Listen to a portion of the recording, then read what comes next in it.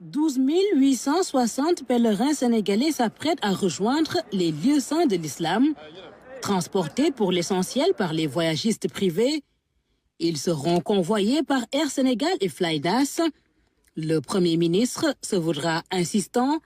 Il attend de toutes les parties un travail sans bavure, en droite ligne du principe Jubal Jubanti. Mais j'insisterai particulièrement sur la rigueur et la discipline.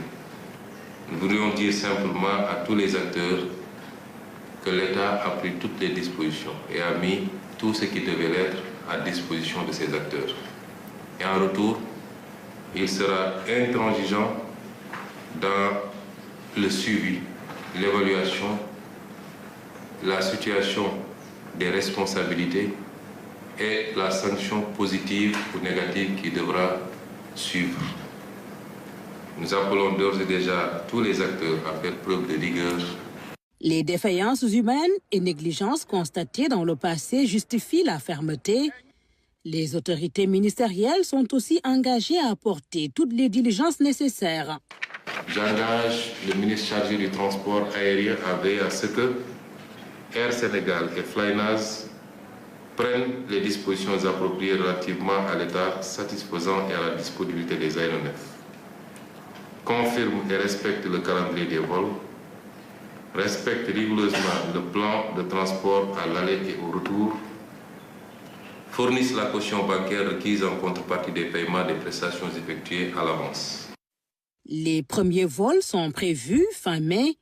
Les directives insistent aussi sur l'hébergement, la restauration et l'encadrement des pèlerins.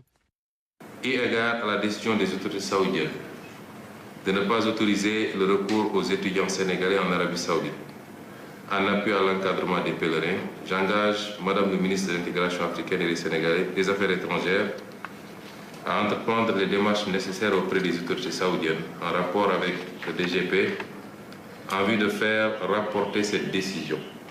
Sans préjudice de l'issue de cette démarche, à étudier l'opportunité de renforcer le nombre de missionnaires par le recours à des fonctionnaires sénégalais maîtrisant la langue arabe. De plus, le Premier ministre demande à travailler sur la réduction du package pour le pèlerinage 2025, à apurer la dette due aux logeurs, à revoir le cahier de charges des voyagistes privés. J'engage le ministre des Affaires étrangères, en rapport avec les ministères du Transport et de la Justice, à procéder à la revue du cahier des charges des voyagistes privés.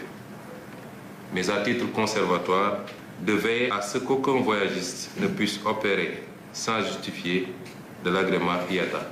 Nous invitons enfin tous les Sénégalais non dépositaires d'une autorisation pour le pèlerinage à s'abstenir d'effectuer le Hajj pour cette année sous peine d'une amende de 10 000 rials décidée par les autorités saoudiennes.